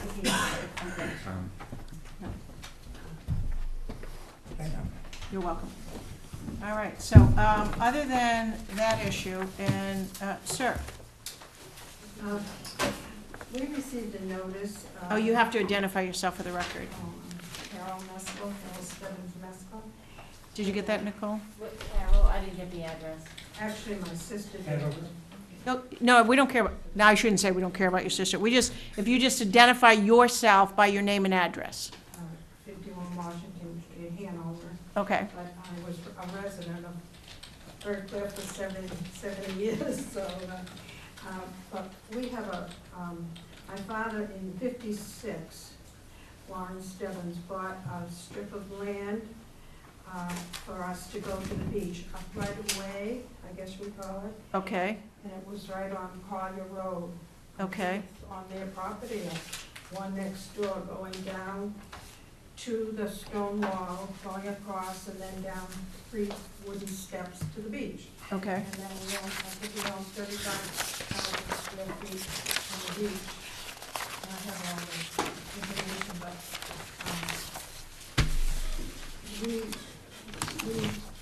we wondered this property, I don't know whether this property is, if our right of way is on their property, or right beside it, or to the left or the right, but we were asked to come here, so, Okay, let me see if I understand you. You say that in your family, they own some part of that, and there was a right-of-way to get to the beach, and you are concerned that it's over this particular piece of property? It would have to, wouldn't there be a reference to that in the deed? Not necessarily. Okay. It would be in the title to their property. Oh. Um, Well, that's kind of an interesting issue that I don't know. I think if you read the deed, it's in your packet there, Mhm. and then That's what I'm compare it with the plan, you'll have your answer. That's what I I, have the deed with me. we do as well, ma'am. what, you do to which property? This property, 55 Collier, or you have a deed to another property? No, I have a deed to this, Okay. right away. It was made in 1952, I think. Would you mind, Sarah, Sure. would you mind if I took a look at that? No.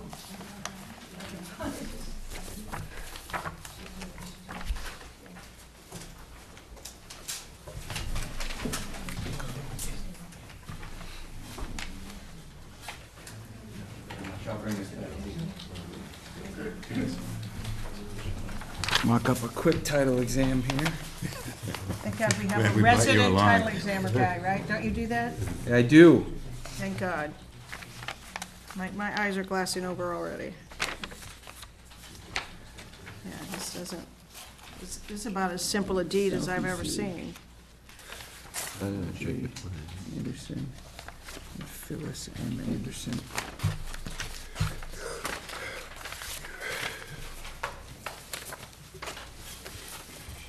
I haven't seen any reference. But I'm gonna figure it out. I apologize. We could try to determine, but I won't be able to determine just from the documents that we have. I have all that information. Unless you had a plan, I'm not sure it's gonna be a, Had what? do you have a plan of your right-of-way? And I think really, we're sort of going down a road, even if they were planning on building over the right-of-way, that would be a violation between two parties that I feel wouldn't necessarily fall under the purview of the zoning board. So do you understand what he just said? Sir? Yeah, part Yeah. of the question would be, where do we go to kind of resolve this thing? You're gonna have to probably go to a title attorney. Is there, with the assessors in town, are they empowered to make determinations about this? No, Yeah. they wouldn't. What I would actually recommend is a surveyor. It sounds like you're not exactly clear on the location of your right-of-way. Yeah, after And- going through Yes, the now- Plymouth assessor's office, it became even cloudier than it sounds now. Now, here's a map for Collier Road, is that helpful? Probably. It could be, but we're going down an issue here that maybe we shouldn't get into. I'd Yeah. recommend contacting a surveyor first, would Well, probably. we had a notice to come here tonight. But- Yeah. And that may very well be because your right-of-way is in proximity to this property. It doesn't necessarily mean that it's within the property. Oh, that we got the notice because it might be just in proximity? you Yes. said? Oh, 300 feet. I wasn't sure whether it Yeah. went over the limit or not, you know? Yeah, I can't say that for sure, but it's, Okay. It's okay.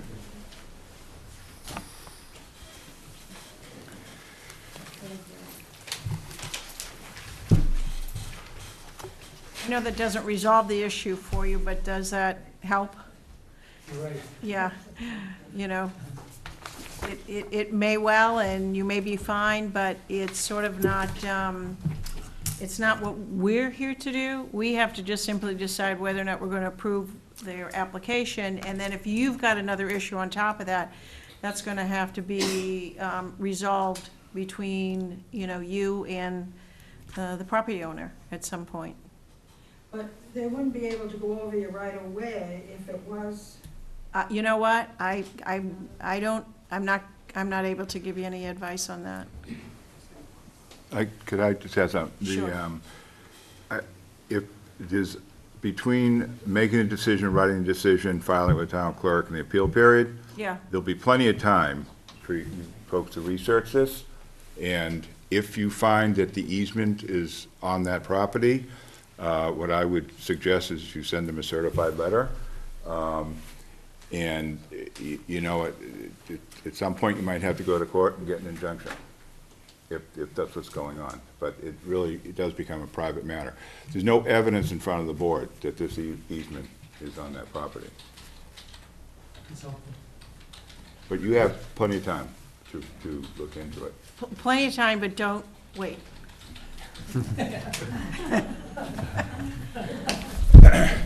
I wouldn't, you don't necessarily have to make a call tonight, but, you know. But we are coming back on Tuesday, and so you at least maybe get a little bit more information between now and Tuesday. Sir? Barry Gifford, Brown Avenue again. I'm a little unfamiliar with your rules and regulations. Is part of your decision-making process, does it relate to maintaining the character in the neighborhood for changes that are in non-conforming areas? Well, you know, that's certainly, some people believe that it absolutely is, and there have been other board members that feel that our job is a little more narrow than that. And I'm not specifically relating to this particular property, but I can tell you, I've lived in Third Cliff now for 8 years, and I've seen a big change in the character of that neighborhood. And a lot of it is a result of houses being built in non-conforming lots and expanding on non-conforming lots. And it's changed the character of that neighborhood. And I don't like it. I just want to go on the record to say that. Thank you. Can I reiterate? I would hope I'm that it's I'm part not- of your job. Different subject. Neil? Are you done? All right.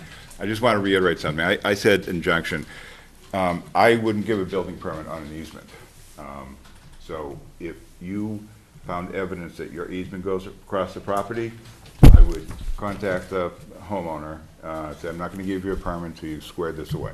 So one way or the other, you're not going to have to get an injunction. All right? I wouldn't build a house. Huh? I wouldn't build a house. No, exactly, you wouldn't. So, all right. I'm sure there's going to be pretty substantial outlay for this, so he wants to make sure he's protected too, so. All right, so, anything more for the board tonight? All right, yes, sir. If I may, because we are anxious to get started, and Yes. and obviously we have Concom to go through and some others. Would it be presumptuous for us to propose bringing a decision for the next hearing in order to expedite things, or should we? You're certainly welcome to do that. I would suggest you submit something in a Word format, so, you know, we still have to, whatever the decision is, we're responsible for writing it, signing it, and, you know, lots of, in fact, Mr. Sullivan has presented this board with many, many decisions, and we'd be very happy if you would give a proposed decision that we could Thank you. alter if necessary. Okay, so do we have a, Move to continue the application for 55 Collier Road till Tuesday, February 25th. all in favor? Aye. Will we need a letter from the applicant, Nicole? What else? After that, No, just. Are they requesting the continuance? what- Yes. Yeah, if you could just write a letter. Sure. Drop You- off, yeah, just requesting to continue. I'll do a form for that one too, so Yeah. fill in the blank. Yeah. Okay. All righty, well, we'll see you Tuesday. Thank you. And in the meantime, we've got I've got this. Do I have these? Plans?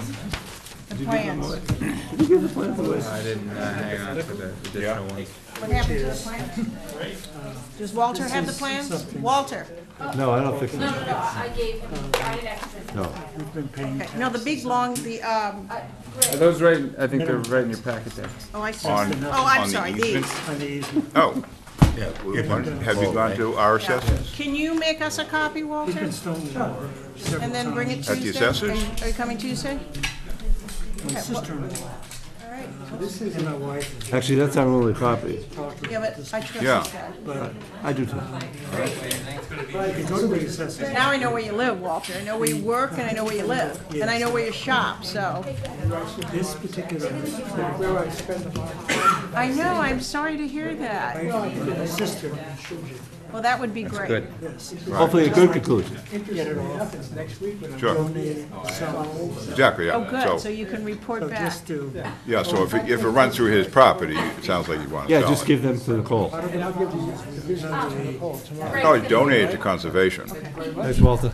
Thanks, Oh. Walter. It's Good to see actually you. Yes, hope all is well. become kind of Always a a path pleasure. down to the marsh, you know. It sounds like you public can hang way. on to those There's no copies. parking, but, you know, Nicole's made people arrangements walk to get up other there, copies. walk down there, so they'd be interested. So you can avoid the It trouble would of take you making out, copies. it would be a tax write-off for you, and you could take it off. He stands up and starts talking, you kind of go, Yes. Part of it is, I don't think either of my, I guess so. I'm terribly interested in, Because the neighbors wanted time to review the plans. Okay. because we've kind of, And, Very neighborly that If they you were- have it, there should be some kind of legal I description. suppose you're of those. That's right. Yeah, you shouldn't have to Smart. pay for this. for a couple I of would days. talk if to you- conservation. Well, it's fortunate that we're having another hearing Okay? on Tuesday, All right, thank you. which I won't be here for Tuesday. Oh, I think I have a quorum. Yeah, I think so too. And there's three of them, as long as the three are here, we can. Thanks Tuesday? for calling. The small The town. three need to be here on Tuesday. Well, it is. All righty. did you give it to Stephen? Last but not least. You guys, you have my cell phone number, right? In case I don't think so. one of you, maybe if you win Powerball or something, nothing bad, but if you don't end up making it, you can give me a buzz and I'll try to scoot over. Otherwise, I won't be able We'll be here on Tuesday? to. Yeah. Okay. Yeah. I have a work dinner, but if somebody, I'll be here. I'll be here, Or and just you'll put it be in the here, cell. right? Yeah, I'll You'll be here here. on Tuesday? Yeah. I'll check my calendar. Okay. All righty. All right, where did Nicole go?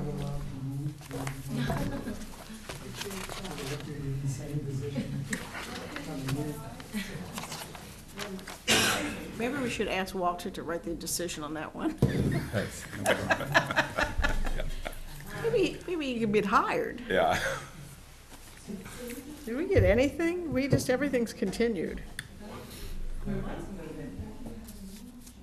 Yeah, did we decide anything tonight? Nothing, except for the, no, except for Uh, Whitcomb Whitcomb Pines. Pines. we didn't earn our checks. It's some of it. yet. And I don't think we have to do anything on Whitcomb Pines, because I think once the issue is it's not substantial, it's deemed, It's done, right? it's done.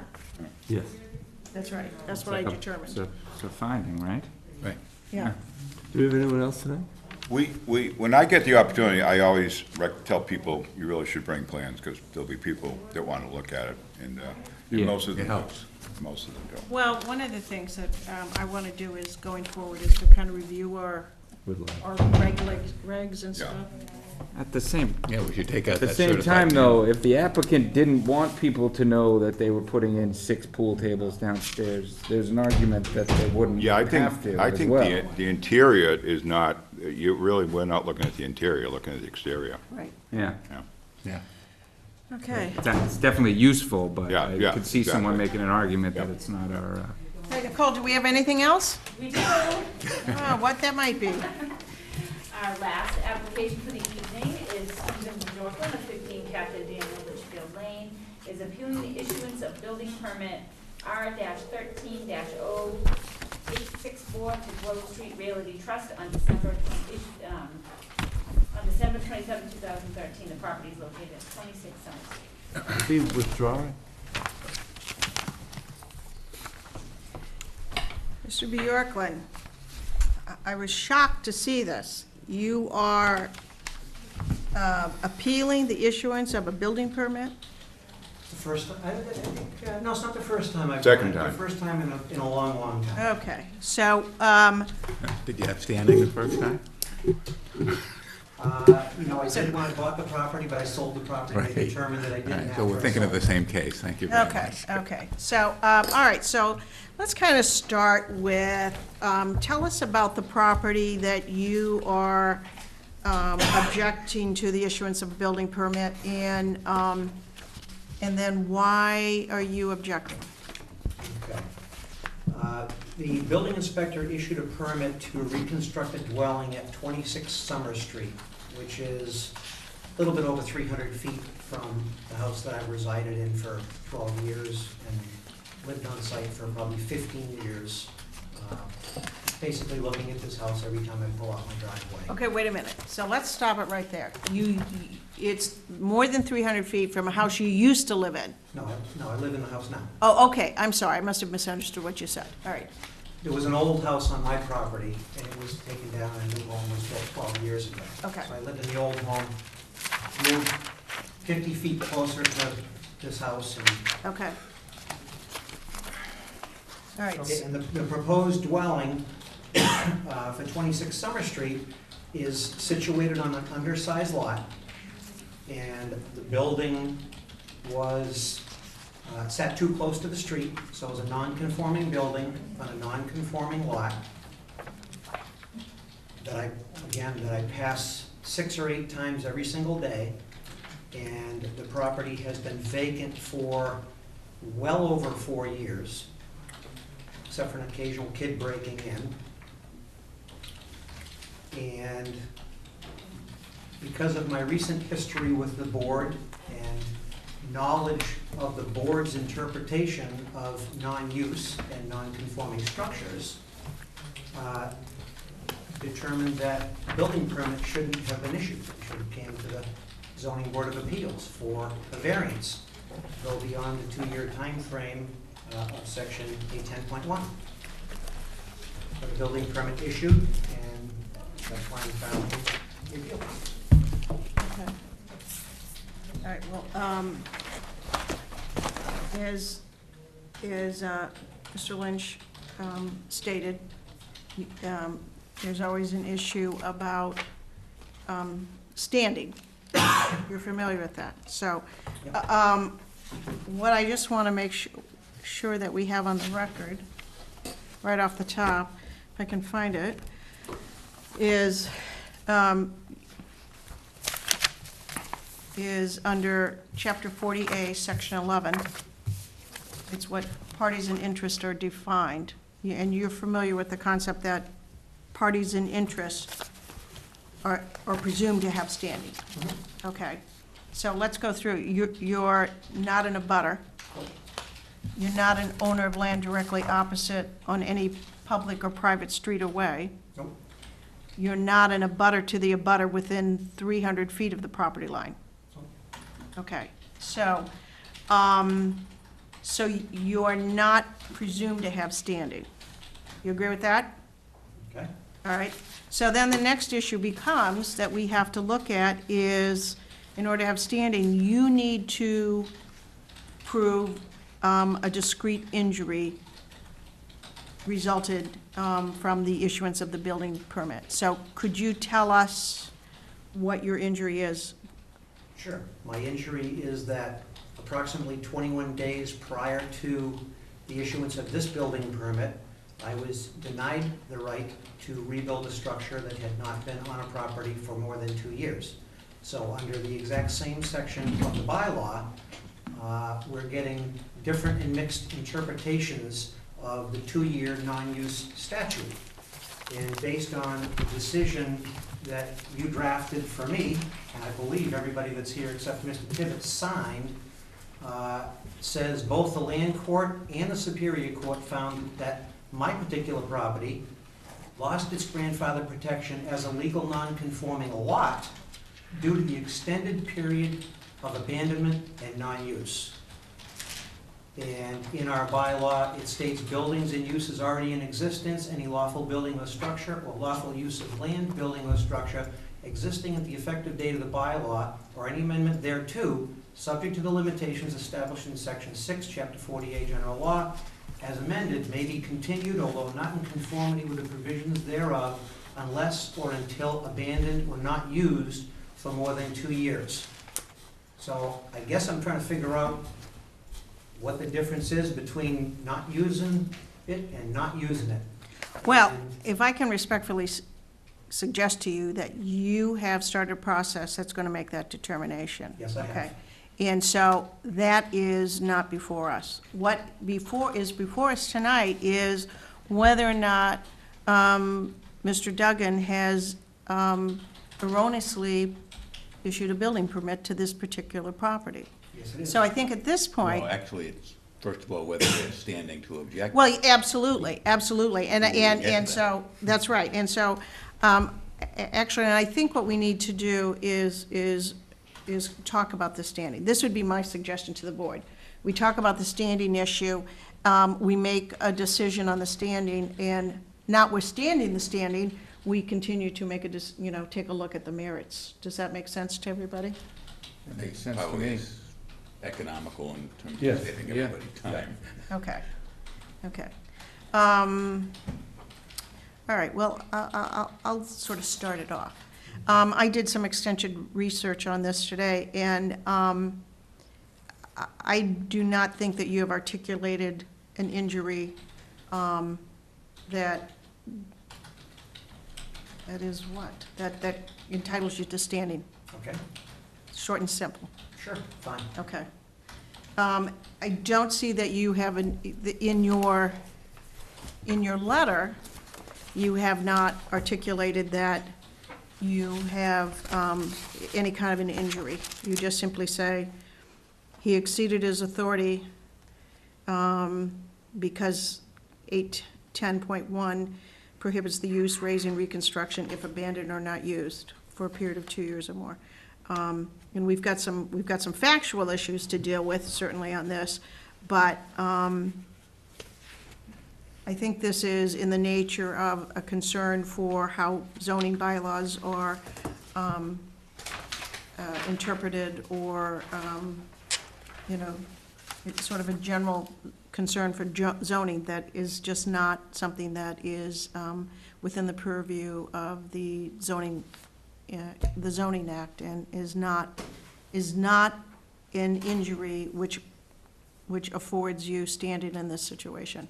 Well, and the only comment I would make is that it's my belief that everybody should be treated fairly under the zoning bylaw and treated equally. And if somebody is not treated equally, that's an injury. Want to go for it? Yes. Took me a long time to understand standing in law school. And sometimes. Do you remember it from Sometimes, there? I certainly do. I certainly do. And sometimes I still don't understand it. But let me just say, I completely understand your point of view about everybody should be treated fairly. And I don't think anybody would disagree with that concept. Obviously, I won't say obviously, but I think we probably disagree on whether we're talking apples and apples or apples and oranges in this case, but that's really the second issue, okay? So the first issue as to whether you have any standing is whether the proposed changes to this property cause you discrete injury, setting aside all of the rest of the world and what's going on there, and whether Ukraine's going to go to war or not. Anything. It's just that very narrow issue. And I don't think, as to that, that you've fulfilled your burden of showing that you suffered any discrete injury within that small sphere. So as a result of that, I don't think you have any standing either, unless I'm missing something, and I've got an open mind on that. I fully agree with the position you're taking on that. Okay. Joan? I kind of have to agree with Frank on that. I understand his concern regarding the other issue there, but this individual property in and of itself, has it done you any harm? I would just, if I can respond? In that footprint? My intent is hopefully to have Richie build this house. He does a beautiful job, and I'm looking forward to it in the neighborhood, and all the neighbors are looking forward to it. And I'm hoping you're gonna tell me that I'm wrong with my appeal. That's what I'm looking for. So please agree I'm wrong with my appeal. We'll get to that point. But yes, I have no standing to take this to court, Then why are we even here? because we need to get to the second portion of it. We really don't have to. I mean, I think we will, Steve. I'll accept any decision the board wants to Yeah. give me on it. I just need a decision. Whether the decision is you say I have no standing to appeal this type of a situation, Right. I'll accept that as something. If you want to actually dig into the meat of it and find out what the bylaw really says and what's really going on, that would be great. My intent is not to take away his home. I want him to build the house. Your actions, of course, are completely opposite to that. Yes, they are. You're asking us to order him to withdraw, or what do you want to call it, void the building permit, withdraw the building permit? Is that what you do? Okay. It's very, very unusual, very unusual. I think it's also a way of getting a bite at the apple from our last decision. That's. Would you not Well, go that- with I have a de novo trial coming up. So any information that I get, which would be any decision from this board, will end up being used on my property, not to harm Mr. Spence. Very unusual. It is. I think, just in the interest of moving forward, I think we've Yes. sort of covered the standing Okay. question. I don't have anything to add. It seems that I agree with the board and the applicant, so. All right, so then, now we are faced with, we're faced with an interesting juncture. Yes, sir. I just, this case that Mr. Bajorklin apparently is here for is going before a judge, and I'm really going to limit what I have to say, but I am going to throw this out, that under our bylaw, new dwellings are not allowed in the floodplain. So, except by special permit for a structure that either exists or has the right to exist.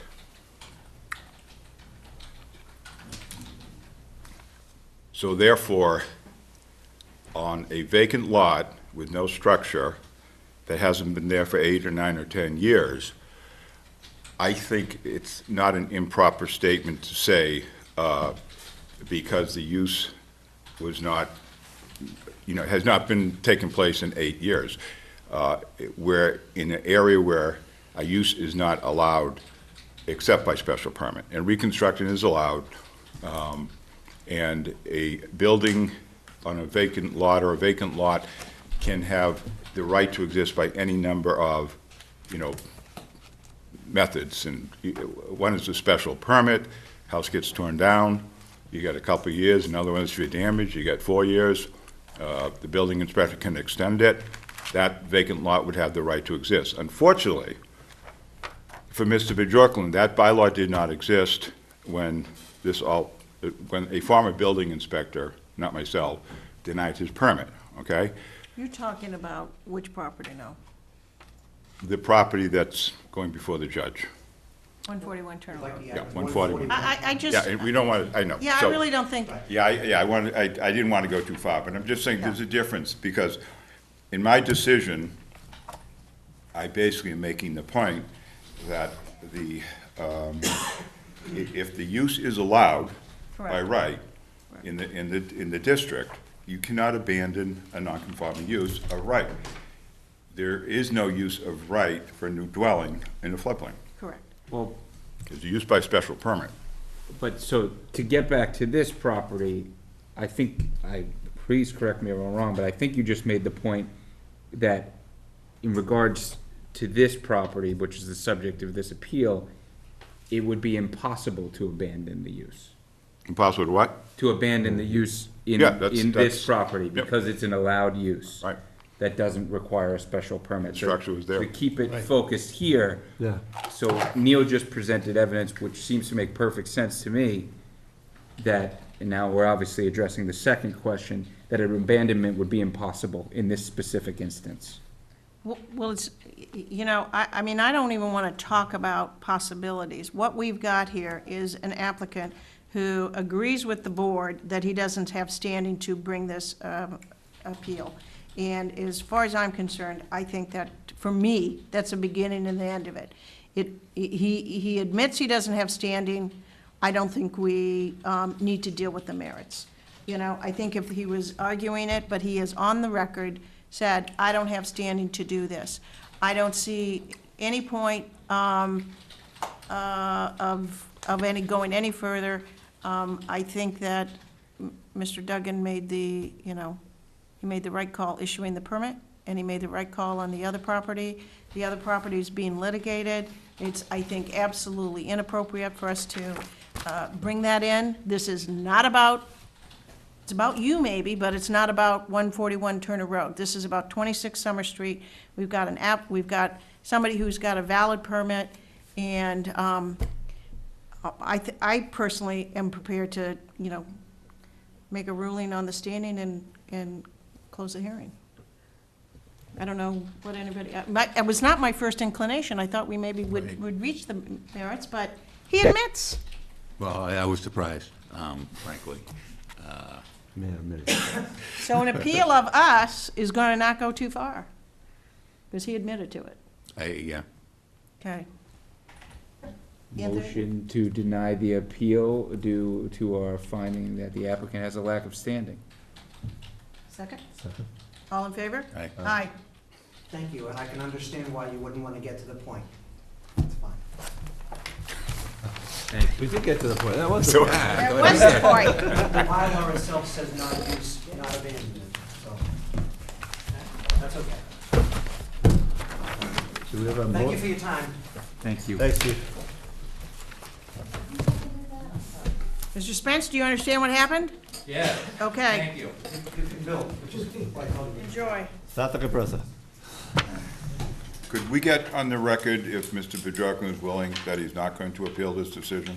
I'll put it right on the record. I'm not going to appeal this decision. The purpose of this decision is for me to get a copy of whatever you want to put in writing to use as evidence in my 141 Turner Road trial. And, you know, again, my intent in doing this is not to take somebody's house away. He's doing a great job. He's a great builder. I consider him somewhat of a friend.